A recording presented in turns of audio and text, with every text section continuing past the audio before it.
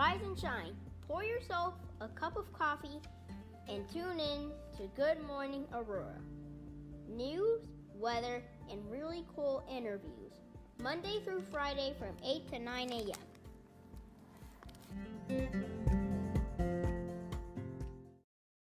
Good morning, Aurora. Good morning, Aurora. Good morning, Aurora. It is Monday, January 4th.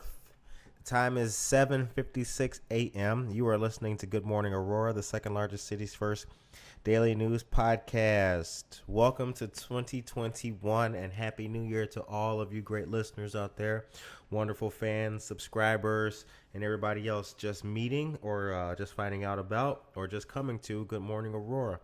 We're glad to be the second largest city's first daily news podcast, and we've got a great show for you guys today. Today we have a young man by the name of Robert Lockwood, who is a high school student currently. We'll be talking about e-learning and talking about some of the local politics that he has gotten involved in and some of the presentations that his school has put on, and that's Oswego School District 308. So that's going to be coming up here pretty soon. We've got news and everything for you guys to talk about. So without further delay, we will get into that. The Aurora Township elections are coming up April of this year. And that's also around the time of the mayoral elections as well. Richard Irvin, the incumbent mayor, has two challengers. They are Judd Lofshe, current alderman, and Mr. John Laish. So good luck to everybody.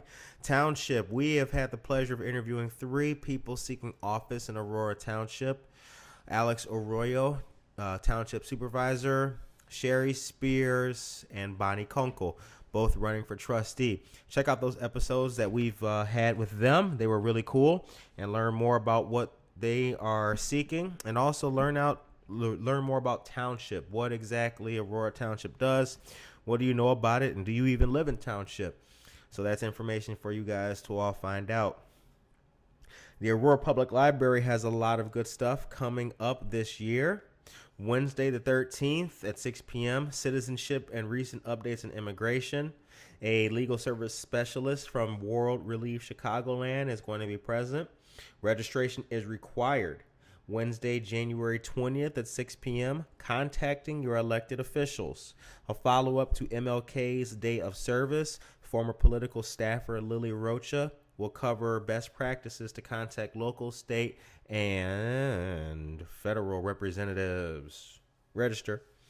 Thursday, January 21st, 7 p.m., Civic Education Series, County Boards. That's a partnership with the League of Women Voters of the Aurora area. Registration is required for this. And February and March initiatives are going to be significant because they will be highlighting culture. All of these programs that I'm mentioning are brought to us by the Aurora Public Library. Friday, February 12th at 10 a.m., Tai Chi for Chinese New Year, the ancient Chinese practice of Tai Chi, clinically proven to be an effective exercise to improve health, fitness, and relaxation, will be a program available to adults. Registration is required. Tuesday, February 16th, 7 p.m., Growing Your Business with LGBTQ-Friendly Practices. That's brought to us by the Aurora Human Relations Commission. Registration is required. And Thursday, March 18th, 7 p.m., Civic Education Township Government. This is going to be again with the League of Women Voters for the Aurora area. The series will focus on township government and its role in policy making. Very cool. So please make sure that you come on out, or not come on out, tune in virtually, digitally, and take part in what the Aurora Public Library has going on. The high today will be 32 degrees, supposed to be cloudy all day, but we shall see what happens with that. I can see clearly now. I'm going to stop singing. All right. And I want to give a shout out right now to all the small businesses in Aurora. Shout out Cottonseed Creative Exchange. Just to let you guys know, you can purchase your Good Morning Aurora t-shirts now. Ha! Claps, baby. You can purchase Good Morning Aurora t-shirts at Cottonseed Creative Exchange, 8 North Broadway. We've got small, medium, and large sizes. Stay tuned because there's more merch coming. Coffee mugs are coming next for y'all. Also want to give a shout out to our most recent YouTube subscribers, Steve Warren and Zibshek, I believe is how you pronounce that name. Hope I didn't massacre it too bad. Please subscribe to our YouTube channel and check out the show on Spotify as well.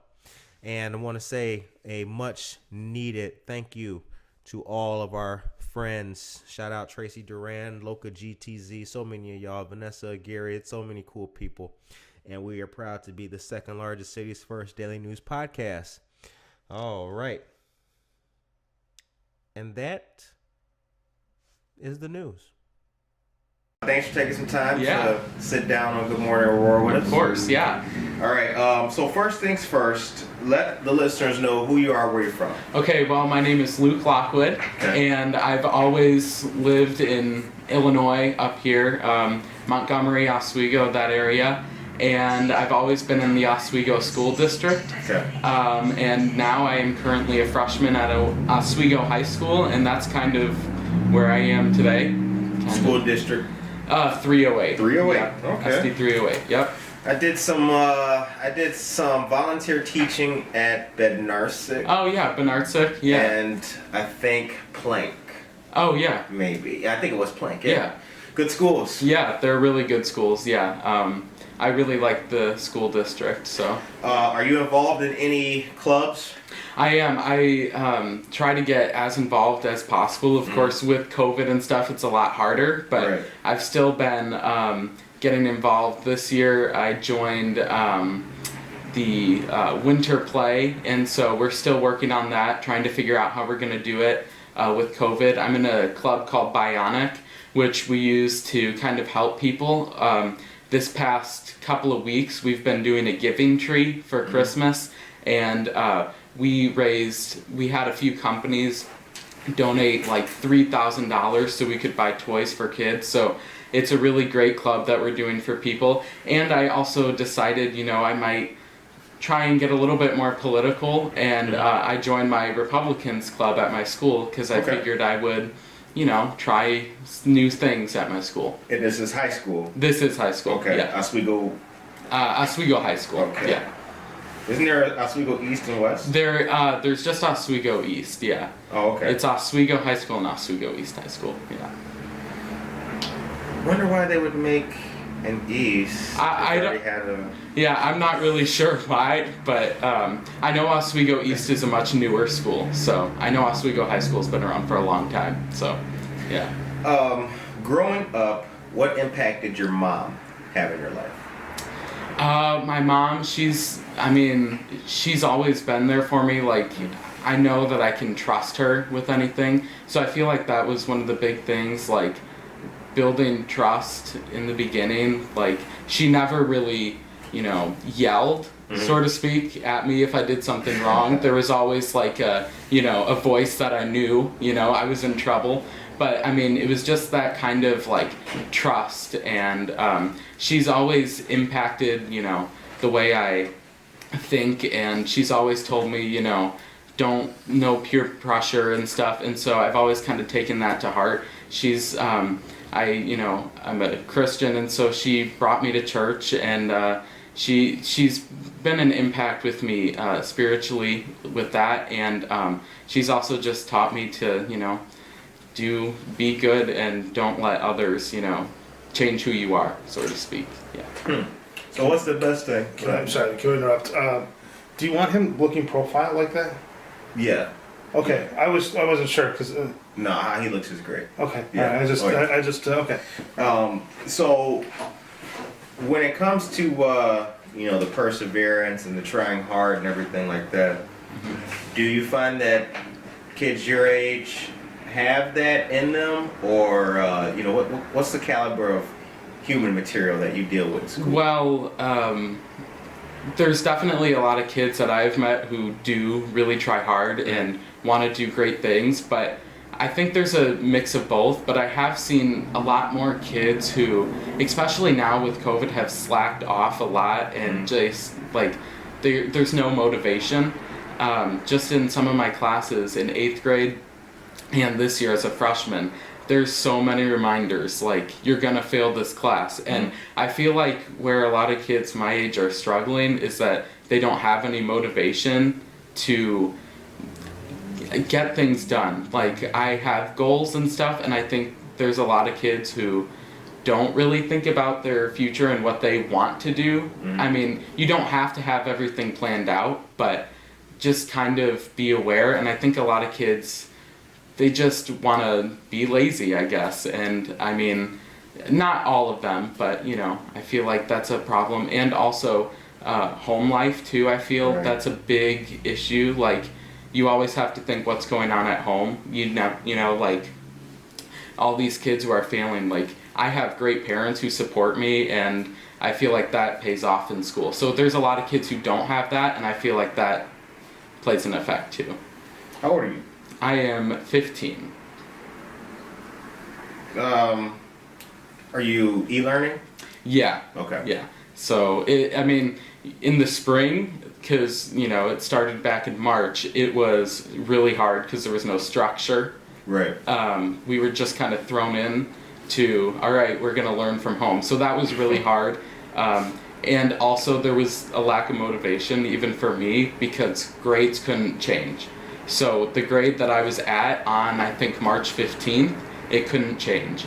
So from then on, I just kind of slacked off. Like, you know, it won't change my grades, you know. So, but this year, going into remote learning, I was very worried about that. But my school district has actually done a really good job, especially at the high school level, like keeping it normal, but while still being at home. Like, I'm still on my same schedule and stuff, so I'm going from class to class. I get a 5-minute break. So they've done a really good job keeping it consistent, and so I think that's what's really helped me this year with the remote learning that we're in.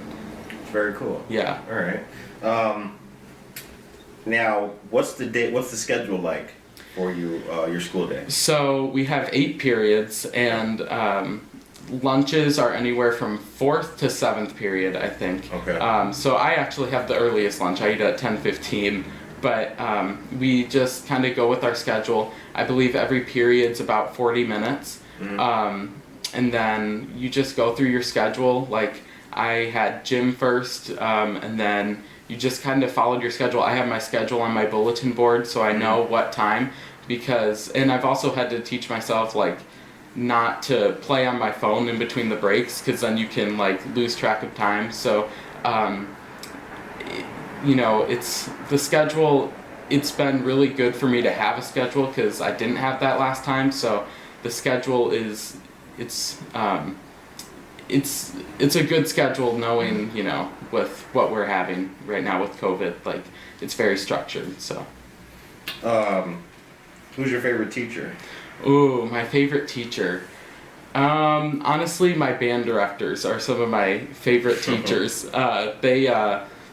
They're just really fun, and they make band super fun for all the kids, and I love them a lot. Like, they've done a really good job, like, keeping everybody engaged with band, because doing band at home is not the easiest thing. Right. And so I think they've done a really good job keeping kids in band, because that's a really hard thing now.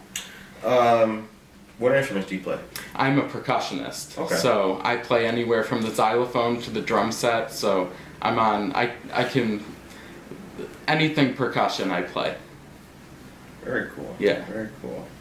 Are your friends musicians as well? Do they play, or do you? I have. What's your clique in school? My clique. I think my clique is definitely the fine arts side. Like, I have a lot of kids in my choir as well, so I'm a theater nerd as well. So I've made new friends, and I've kept old friends within the theater, choir, and band side. So very fine artsy, I would say.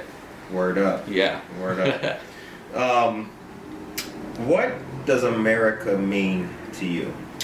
To me, I mean, I love America, first of all. I mean, America, to me, it's freedom. And I know there's a lot of people, especially now, who aren't pleased with America and how things are going. But I often think if you go to the Middle East or somewhere else in the country, you're going to want to come back to America because we really have it good here. And I feel like a lot of people take that for granted. So that's one of the reasons why I love America and American history is what we fought for. And of course there's things that can change, but America means so much to me because knowing that I can say what I believe and I have so much freedom, and that's why I love America, and that's why it means a lot to me, I would say. What do you mean nowadays? There's a lot of things that people find faulties in with race and even like the handling of COVID and our government. And our government can get messy at times. There's division, I think, is the big thing. Right. There's so much divide, and I feel like that's why a good amount of people are not liking America as much because of that division. They feel like they can't say what they believe when they really have that right to. So I think that's why there is so much tension behind America today. As I said, with loving America. I'm not necessarily loving what's going on in America, but I'm loving America as a whole, I would say. What's the best thing about America?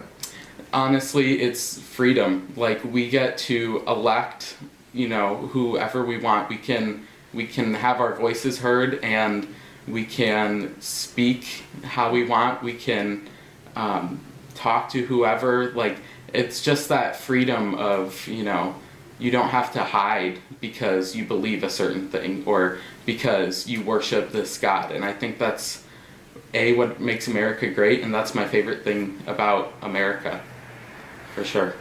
Have you done any traveling? I have, mainly to Florida. My family loves Disney World, so Florida's a good place. Yeah, Florida, and then I've always wanted to go to DC. Well, I'll get there eventually. Yeah. I've traveled to Kentucky, Tennessee, a bunch of different states because my goal in life is to visit every state capital.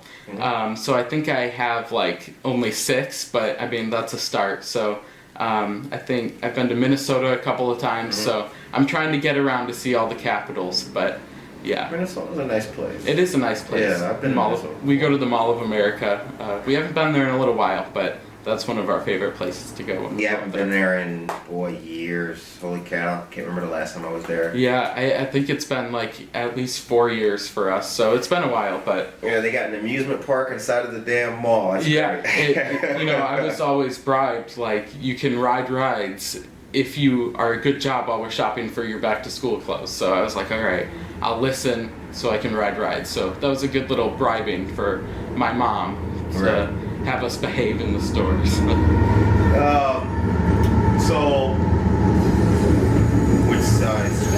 It's the end of 2020 and it's about to be 2021.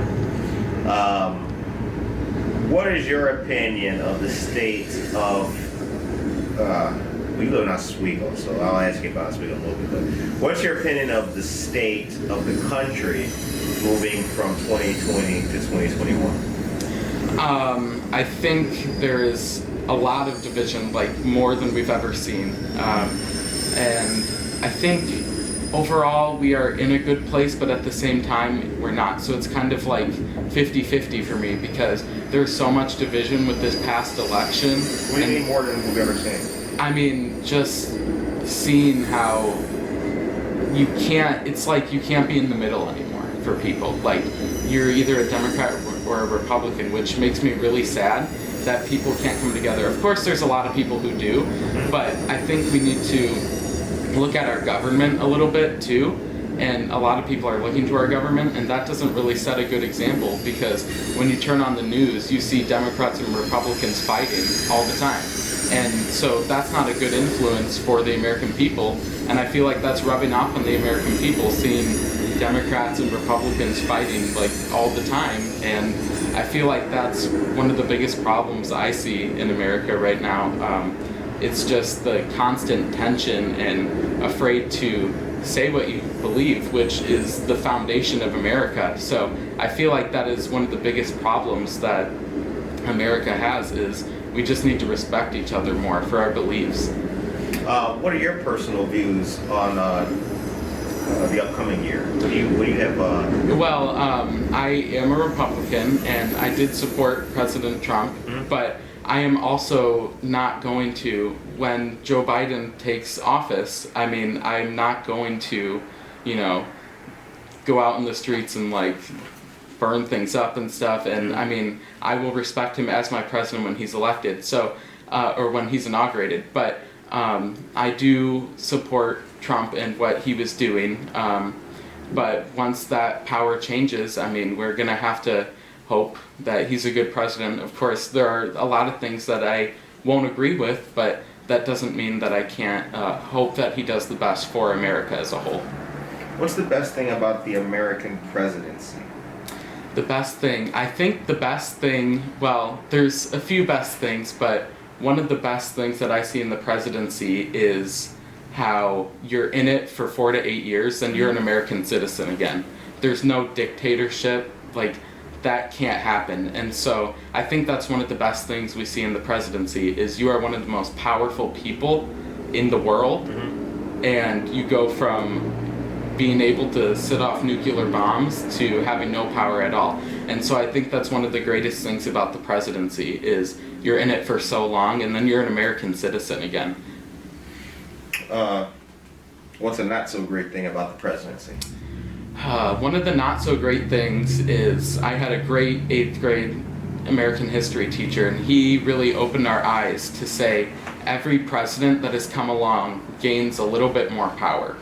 And I mean, as we've seen, George Washington, he didn't want to, he didn't want to be called Your Majesty and stuff, and now we're getting to the point where every president kind of takes a little bit more power to where kids now, when I was little, I thought the president could do whatever he wants, like a dictator. So I think that is one of the worst things about the presidency, like just the more power they're grabbing, so to speak. Like what? Give me an going example. through. Like, I mean, let's look at the Congress. I mean, the president can sign executive orders. Now, those don't last forever, but they're a good chunk, and they don't need Congress's approval right away. So just those kinds of things, and it's getting even more. Like they're getting more power through that, and what they can write up, and what they can sign to put into law. But Congress can veto. They can, but an executive order lasts for so long, and the president can persuade, and I feel like that's where we're running into problems, is where the president is gaining so much power that he can use his authority, which is a perk, but at the same time it's a little scary. He can be like, I have this power, if you don't do this, I can do this to you. So I feel like that's where they're gaining a little bit more power. Because in the beginning, it was all an equal level playing field, It was the president and Congress, and they now, you're seeing the president is kind of on a higher pedestal because they have a lot more power than a congressman, and so they can, intimidate them to do what they want, I guess. In regards to local elections, so here in Aurora, we have the Aurora Township election coming up. The primaries are in February, and then the elections April 6th, in addition to the mayoral elections that we have here. In your opinion, what is the significance of local politics to the American story?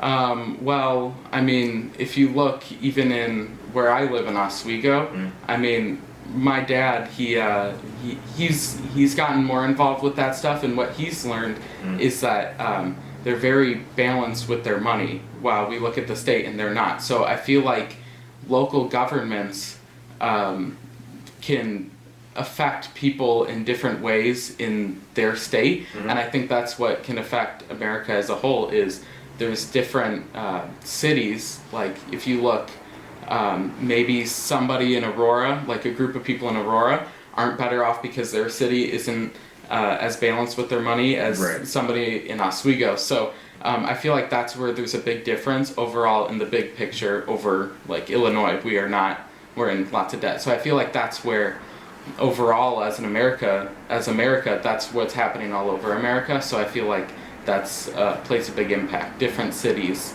having different budgets and stuff. Right. And what's the name of the group with which you're with in the at school? The Republican group? We're just called the Republicans Club. That's kind of what we're called. Yeah. How many members does it have? We have about 16. We're gaining some a good amount, but I think we're sitting around 15 to 16. Okay. Yeah. How does one become a member?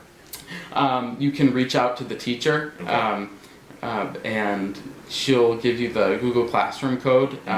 There's also an Instagram account that you can direct message, and they'll give you the Google code. And they also my school sent a slideshow. This is how I actually found it, of all the clubs and activities they have. And on there is the Republicans Club and the Google Classroom code. So y'all be using Instagram in school?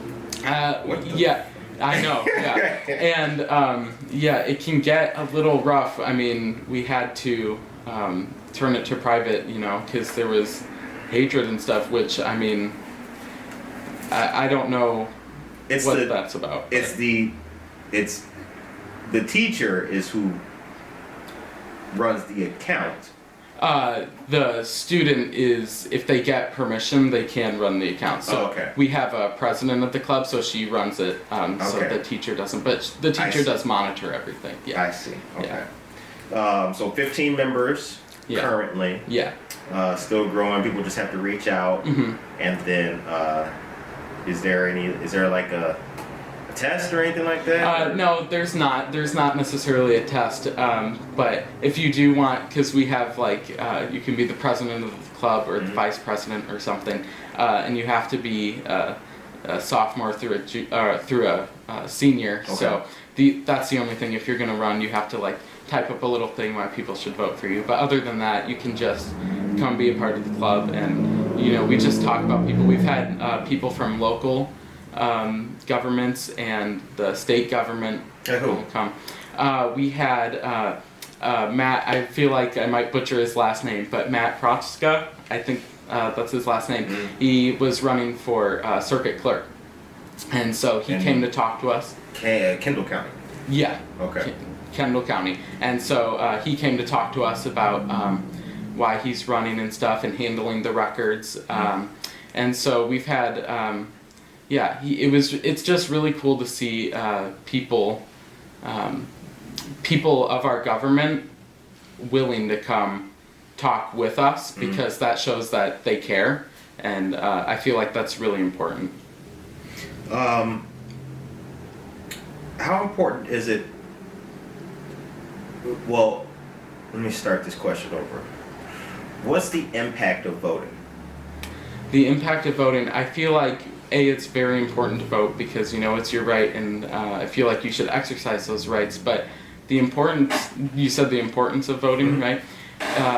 It's very important because it's your right as an American citizen. Well, the impact of voting. Oh, the impact of voting. The impact of voting, for me, I'm excited to vote, but I feel like you can impact an election. I mean, we've seen in recent elections, some elections have come down to 1,000 votes or so. And there are a lot of people who say, my voice isn't heard if I vote and stuff, which I can see why people say that. But I mean, we're looking at some states, for instance, Wisconsin and Michigan and stuff, they came down within a couple 100,000 or even 1,000 votes, 6,000 votes. So if you have a group of 6,000 people or so in a state who didn't want to vote, but they wanted their candidate, that could have swayed the election. So I feel like there's a greater impact with your votes, because there are a lot of people who don't vote, and once that starts piling up, there could be a difference in elections. What is it that the Democratic Party has wrong about the Republican Party? I feel like it's just what they have wrong about the Republican Party is that we are not necessarily hating on people, because now not everybody thinks this way, but there's a lot of, you see it on the news and stuff, there's a lot of people saying, well, if you support this person, then you are this. And I feel like that is definitely wrong, because somebody, I like to say policy over personality for me. And I feel like a lot of Democrats, not necessarily all of them, but a good amount of them believe that if you support somebody like Trump, that you are like Trump with certain things. And I feel like that's the misconception with Republicans, is that, you know, they are, you know, racist and stuff, which... But that would mean that Donald Trump is racist. Well, no, not necessarily. I meant, like, you know, his tweets and stuff. I got you. Yeah. What is it that the Republican Party has that the Democratic Party does not? I feel like, really, for me, it's policies. Mm-hmm. I mean, I believe that, you know, with certain things like abortion and... Nobody ever goes that fast for a second. You know, there's just certain policies like abortion and stuff, and I believe that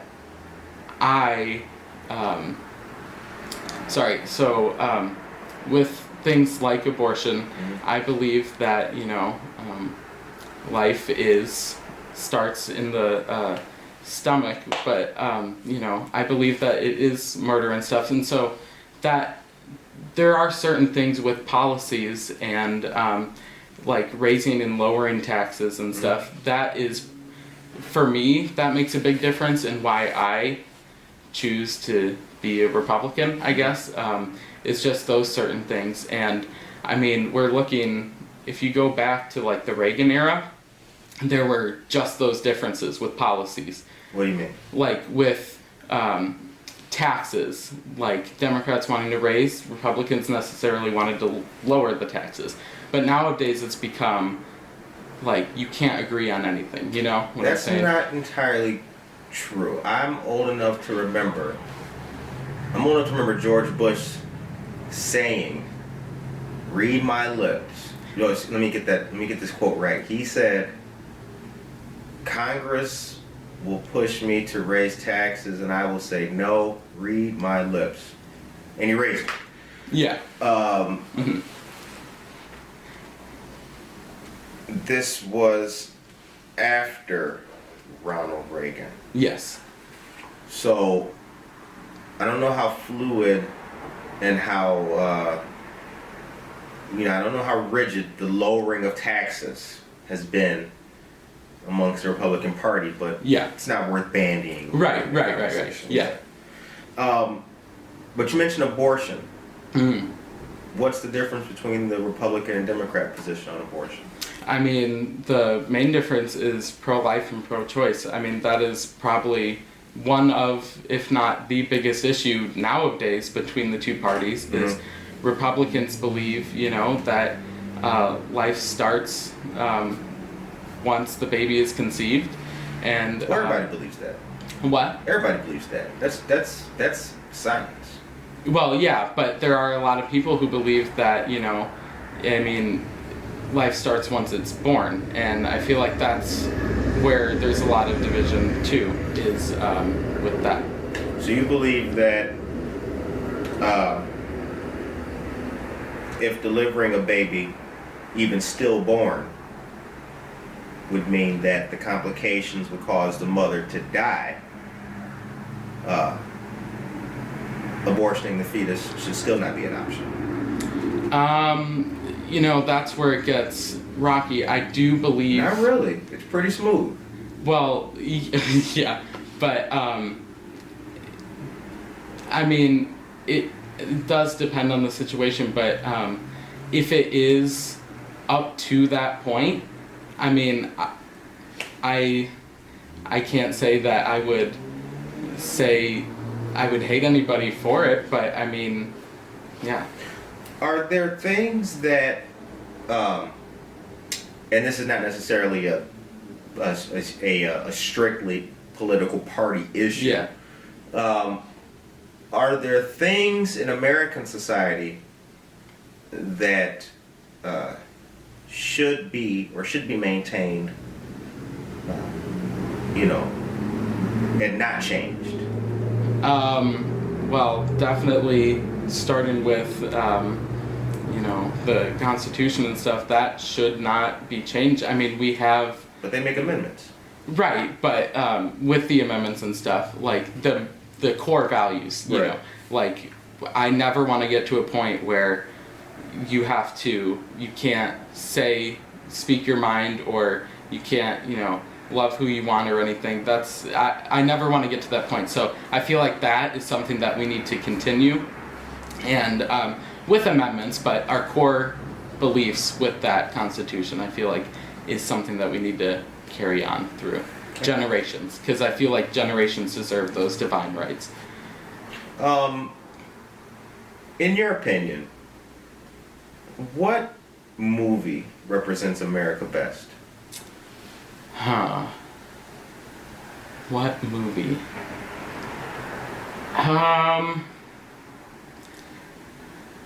I mean, I watch a lot of documentaries personally. I do too. So we can take one of those will work. Okay. Let's see here. If that's all you got, we'll take it. Yeah. Okay. I really. I was watching this one documentary. It's called America's Book of Secrets. Have you heard of that one? Not okay, so to me, I feel like I don't know. There's a lot of things that we see about America with that show. I mean, it's not just political. It's like there's so many different things to like. I heard it was like facts and archaeology. And right. Stuff like that. I really like that, and I feel like it represents what's going on in America then and kind of now with. They have ones on like drugs and stuff and West Point, and I feel like that is something that represents America because it shows the good and the bad in America and different cover-ups and stuff. So I feel like that's something that represents America, to where there's certain things in it with certain like I said, drugs and stuff that kind of represent today. Was it wrong for the Marine Corps to allow female recruits? I don't think, no, I do not think that was wrong. I mean, I don't see anything wrong with that, no. Was it wrong for not just the Marine Corps, was it wrong for the military to relax, augment, and change certain standards per religion for people to join the military? Let me give you an example. Yeah. In the Sikh religion, wearing a turban is just sacrosanct. Right. Yeah. Along with facial hair. Traditionally, in the military, everybody gets the same shitty haircut, and you got to keep your face clean shaven. Unless, of course, you were like me and had razor bumps, and it made your face look like pizza, so you get the shaved shit and you could rock the hair a little bit, but that's another story. Was it wrong for the military to make changes like that so people like Sikhs can join and that kind of stuff? I don't really think, no, not necessarily, because I feel like, once again, it shows the core values of America, that you can believe in certain religions and you won't be punished for it. So I think that kind of goes along with that, is we're not going to punish somebody for what they believe to be true and what they want to wear because it's part of their religion. I don't think that's wrong, in my opinion. Are the Russians competitors or are they enemies? I think a little bit of... I definitely think that they're more competitors, because what we've seen is like they're definitely, there's a lot of moments where they're hard to work with, Like with what? like Putin, where there's a lot of people in America who don't necessarily trust Russia and stuff because of people saying Russia was in on the election and stuff, and so there's a lot of like trust issues with America and Russia nowadays. But I don't necessarily think that they are our enemies. But they're definitely competitors with nuclear stuff. You hear a lot about, and I would say competitors for sure. The Russians are the people who defeated the Nazis, so they're not all bad. Right. But yes, definitely in the 2020 climate, it has been quite the issue. Yeah. When we look at America, specifically, if we look post World War II, we've got the baby boom. Veterans are returning home now. They are helping to stimulate the economy. New homes are being built. America is entering what's been known as the post-war boom. You weren't alive for this, and neither was I. Yeah. But in your opinion, what is another great period of American history and prosperity? For me, when I look back, one of the greatest moments is winning the Revolutionary War. Now, not everything was perfect around that time, but I feel like it was one of the greatest moments because there are certain things that we learn about in school that if something went wrong in that Revolutionary War, or they didn't invade here or there, that we probably wouldn't be here as a free country. So I really think that moment after we won the Revolutionary War was really one of our greatest moments. Who was the hero of the American Revolutionary War? I mean, a lot of people will say this, and I would honestly agree, George Washington for me. I mean, I just really respect him, and I think he was the hero in there because he led his army to victory, and I also believe that he was very humble with the way he did it as well. So I feel like that adds to another point. He was humble, and he didn't want people to call him, Your Majesty and stuff. So I like that. Well, that was English terminology for being a king. Right. So the last thing he'd want to be is your majesty. Right, yeah. Do you have a favorite point of American history? My favorite point would probably be after the Civil War. And I love Abraham Lincoln. He is one of my favorite presidents. And after the Civil War, I love Lincoln so much that, after he got to be happy again, because during his presidency, he was, stressed out with all, the war and stuff. And so he got to be happy, and I feel like for the first time, America could, take a deep breath, that there was freedom for everybody. And I think after the Civil War, that was really... that's probably one of my favorite moments in American history. And also I love Lincoln, so he's got to be in there too. You're the first person I've ever interviewed to tell me that Reconstruction is their favorite part of American history. Who, in your opinion, was the best president America has had? For me, Abraham Lincoln. I mean, he is... I just respect him, Honest Abe.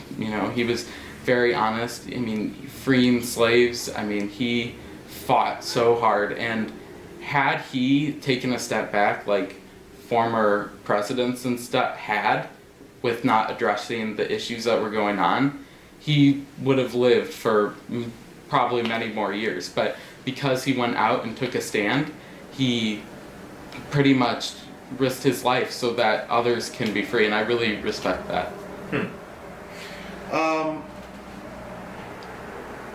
Of all of America's conflicts, what do you think you mentioned that the American Revolutionary War was your favorite to learn about. Is it the conflict you think had the longest or the most lasting impression on the country? I would say so because it was one of the first in our country, and because of that, we still have the Constitution that still we carry through today. So I would say yeah, because I mean, we look back some of the things that were written around the Revolutionary War time, we still use today. So I would say yeah, yeah. What's the best thing about Christopher Columbus? You know, he came over here and to the Indies, you know, down the West Indies, and showing up and, you know, discovering the land, I guess. I personally, when I watch TV, I like documentaries too. One of the things that I like to know about America is all of its, you know, you got Canada to the north and Mexico to the south. Learning about the westward expansion and the Oregon Trail and all that other kind of stuff has always been fascinating to me. Do you guys learn about that in school? We did in 8th grade. I took American history, and we learned all about that stuff.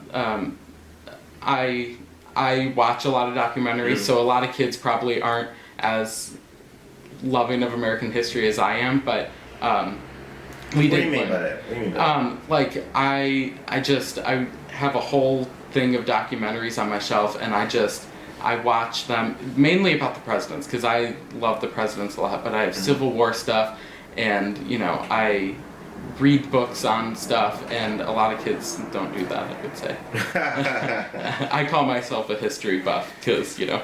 Yeah, reading books, you know, it's the cell phones now, that's all they do. Yeah. It's the TikTok. Right, yeah. You know? Yeah, exactly. What's the best book you've read? Let's see here. I used to read a book when I was a little bit younger. It was, I mean, it's not too informative, but it was a book just about the presidents, but informative wise, my favorite book is probably a book by Bill O'Reilly called Killing Lincoln. I love that book. Killing Lincoln by Bill O'Reilly? I love that book. It's probably one of my favorite books. You're the first, well, actually you're the third person to tell me that. Did you read his first book? I don't think that's the only one I've read so far. But I would like to read more of his books for sure. Where do you get your news? You know, it's really hard nowadays with news because there's a lot that you can't trust. But I've actually there's this new place, Newsmax, and it's not new. Well, yeah, but for me, it's been around since '96. For me, it's new to see, and I've been watching that, and I know it's pretty biased, but I mean I don't like, you know, that's just what I watch, you know, but I don't really watch a whole lot of news because it'll A, either make me angry or B, misinform me, and I don't. Why would it make you angry?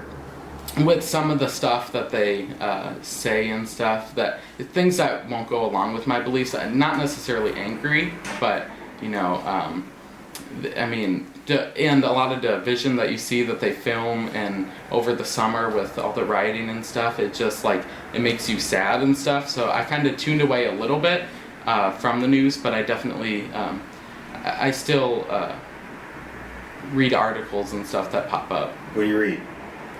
I try and do a variety. Like sometimes I'll read CNN and be like, oh, okay.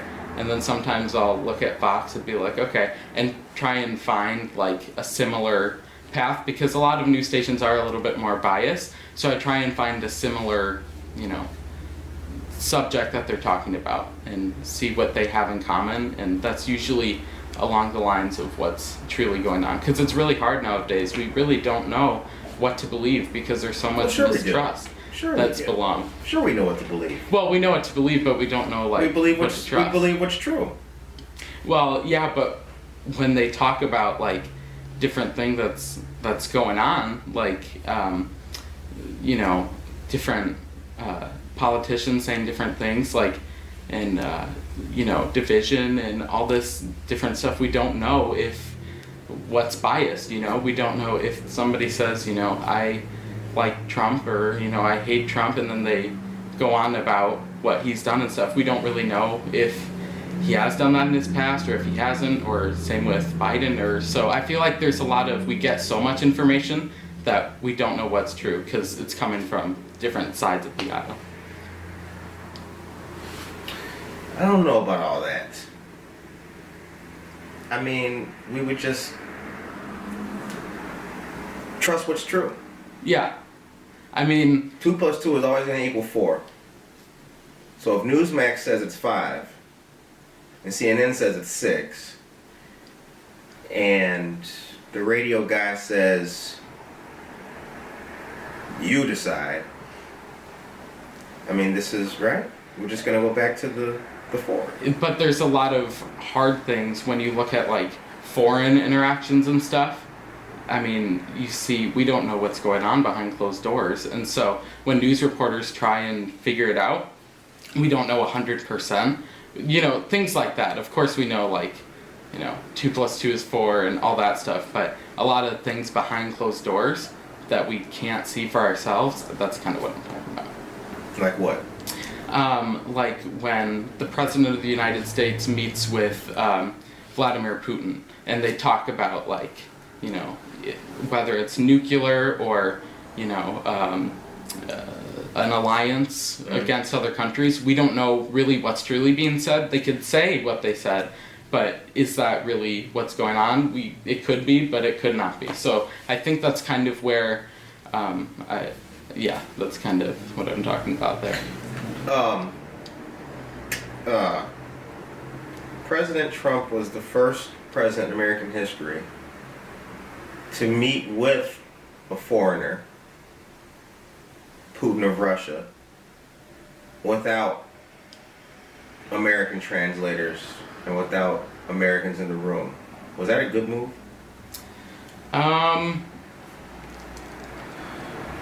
don't really think, for me, you see Vladimir Putin, he speaks English a little, enough.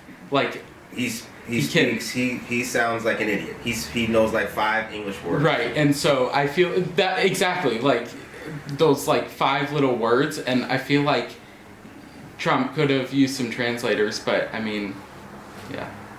I don't really see an issue with that personally.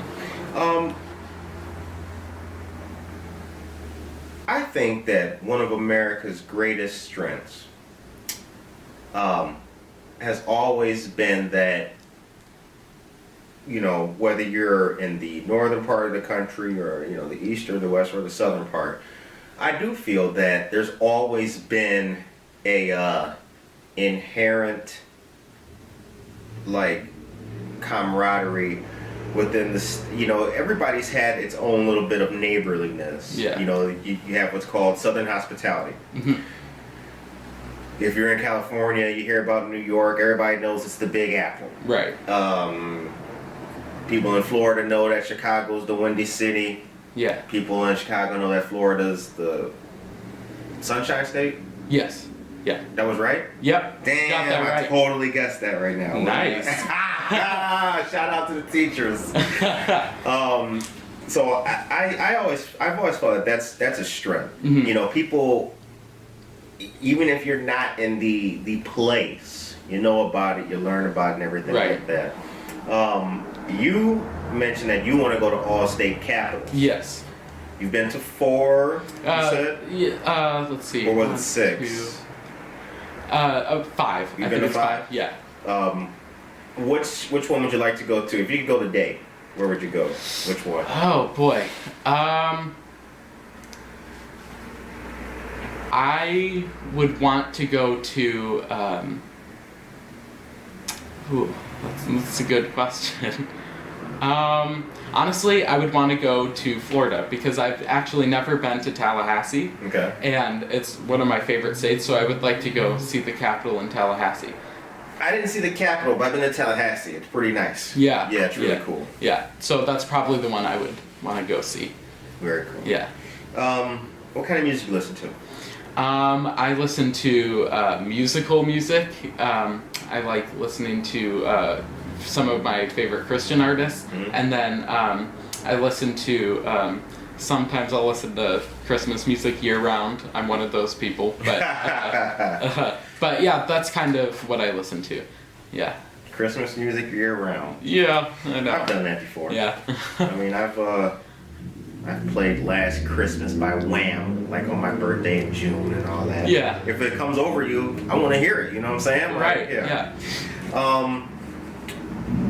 What do you think? Well, let me start over. In your opinion, what would you like people to take from the American experience? I want them to take, just like, for me, once again, the rights that you have as a human being, I want people to take that away from America and just know, like, your rights, like, that is so important to America because there are so many countries that don't have that. Like, you have to do this and believe this, and I feel like that is the big thing that I want people to take away from America. And if every country could have that, I would be ecstatic, for sure. The show ends on a positive note. Yes. What is your message today to the people of Aurora? Oh man. People of Oswego too. You can do. You know, okay. Just around here. Yeah. Just straight up. No, but I just want people, like, if you don't agree with somebody, like, you don't have to argue about it. You don't have to fight. And also, you know, we're gonna, you know, we'll get through all the COVID stuff, and yeah, I mean, just people with COVID can have a little bit of a, they can be a little bit more edgy. I mean, I have before, so just be kind to people and don't fight over silly, dumb things. That's what I gotta say. Word up. I feel that now. All right. So on behalf of the second largest city's first daily news podcast, we appreciate you coming on to the show. Thank you for having me. Much appreciated, man. And we wish you and all of our listeners, fans, and subscribers a very blessed, positive, and strong, and happy New Year's. Yes. You know,